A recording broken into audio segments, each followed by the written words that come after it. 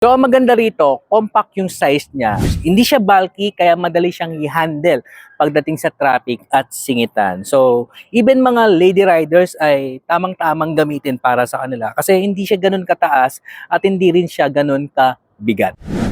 Naghahanap ka ba ng electric scooter na stylish, madaling gamitin at bagay sa city ride? This is the NXT Lusso electric scooter na retro ang design, classic ang look, and of course, fully electric na siya. So again, this is Smart and you're watching EV Channel PH. Tara, pag-usapan na natin itong electric vehicle na ito. Let's go!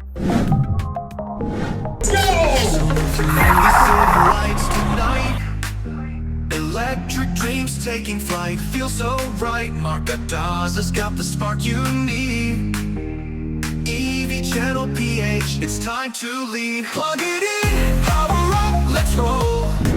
Mahilig ka ba sa plants and trees? Kung malapit ka lang sa Araneta Avenue, corner E. Rodriguez, discover Rona's Garden, a hidden gem located under the Skyway exit. They offer a wide selection of quality plants and trees at budget-friendly prices. Perfect for your home, business, or landscaping needs.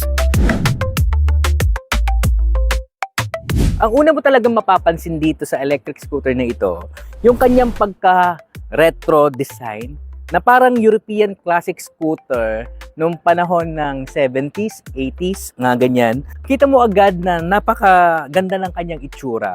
So, classic na classic. So, meron siyang round LED headlights, may NXT buds dito. So, very clean at yung combination ng color nito ay napakaganda. Napakalaki din ng kanyang fender, no?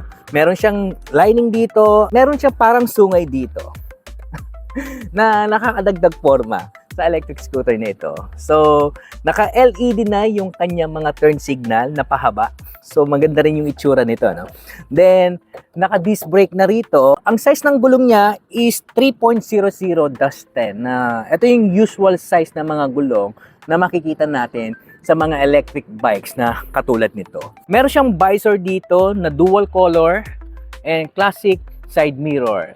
Alam niyo na, classic yung style ng electric scooter. So, classic din dapat ang side mirror. So, ang mapapansin mo dito, yung kanyang panel ay round, digital na, meron na siyang touch of modern, may passing light, of course, may hazard, kita nyo na dyan, at maganda ang busina nito. Diba? So, dito, meron tayong standard at sports mode. So, makita mo naman dito yung kanyang switch para sa ating headlights. And may reverse at speed selector para dito. So, sa baba, makikita mo, meron tayo ditong pocket na malalim na kasya yung bottled water na 500 ml. And yung phone natin, kapag nilagay natin dito, halos lubog na okay lang. Habang nagda-drive, hindi ka mag-aalala na mahuhulog yung phone mo. At dito, may makikita kang charging port na type A. And meron siyang matibay na hook dito na kahit na 20 kilos, 25 kilos, pwede mong isabit dito. So dito, makikita mo, napakaluwag nung kanyang footrest. So, bagay na bagay sa mga malalaking katulad ko. Ayan o. Luwag, di ba?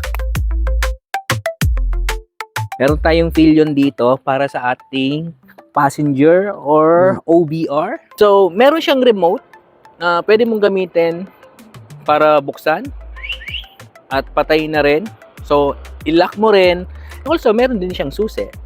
Magagamit mo to kapag gusto mong buksan yung compartment niya. Okay? So, dito marami tayong mailalagay sa ating compartment. Actually, pwede dito yung half-face helmet mo at iba pang bags. Kung maliit lang yung bags mo, pwede mong pagsabayin. Kita nyo naman, meron tayong kapote, tumbler, puno yung ating bag pero naipapasok natin dito. And again, meron siyang safety features dito. Kung hindi mo naman gagamitin yung scooter mo in a 1 week, 3 days, pwedeng i-off mo muna yung breaker niya rito para at least safe yung scooter mo. So, yung upuan nito ay napakalambot. Sabi nga ng kaibigan ko, iba daw yung klase ng foam na ginamit dito. So, mahaba at maganda yung kulay. May backrest tayo dito. At yung kanyang grab bar dito ay napaka-steady. So, maganda, matibay. Dito tayo sa side profile. Actually, maganda yung side profile nito. Meron siyang NXT Lusso lettering. So, meron tayong gray accent dito na line. May panel dito.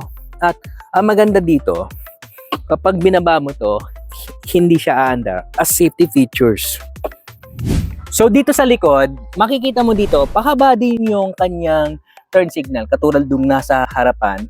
Meron tayong round reflector dito na kulay yellow na good for crossing para more visibility nga. Then meron din siya reflector dito and EV channel feeds. Anyway, kung mahilig ka ka-EV sa mga electric vehicle kagaya ng 2 wheels and 4 wheels, please visit our channel, YouTube channel, and subscribe na for more electric news and updates, di ba? Meron tayo sa YouTube, meron tayo sa TikTok, at meron din tayo sa Facebook. And again, nang-commercial pa. Anyway, maganda yung letter V na taillight niya rito. Meron din siyang gray accent dito na lining na nakakadagdag forma. At nakakabilib, no? Yung kanyang fairings na ginamit. Alam mo, makunat. Maganda, matibay. Na hindi rin basta-basta. Pag nakita mo to, nakapa mo, alam mo, maganda yung pagkakagawa ng kanyang mga pairings, no? So again, bago ko makalimutan, yung gulong natin dito, yung size nito ay katulad din nung nasa harap. Mukha lang siyang maliit kasi nga, nakikita nyo dyan, medyo lowered kasi. At malaki yung body niya dito sa likod, kaya mukha siya maliit. And of course, naka-disc brake na yung likuran din natin. So, ang maganda rito, compact yung size niya. Hindi siya bulky, kaya madali siyang i-handle pagdating sa traffic at singitan. So, even mga lady riders ay tamang-tamang gamitin para sa kanila kasi hindi siya ganun kataas at hindi rin siya ganun kabigat. So, pagdating sa motor power nito, the Lusso comes with 1,500 watts na electric motor na may top speed of 60 kilometers per hour.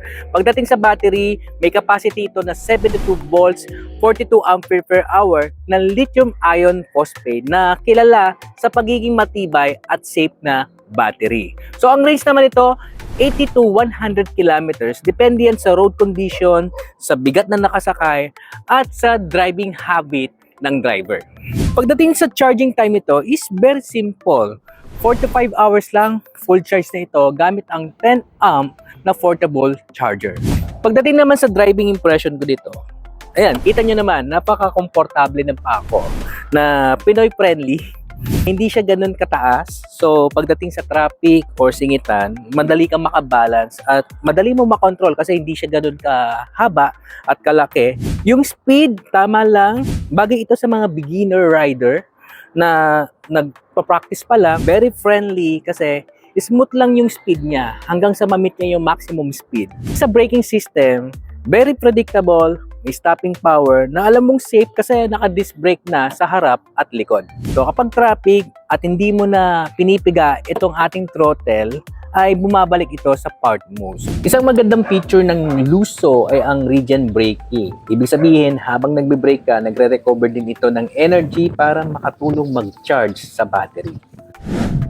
So, pagdating sa presyo is 54,999 pesos. But again, take note kay EV, depende yan sa location at mode of payment mo. So again, what do you think about the NXT Lusso? I-comment nyo naman sa baba at babasahin natin yan. Again, this is Smart from EV Channel PH. Stay charged, drive this electric.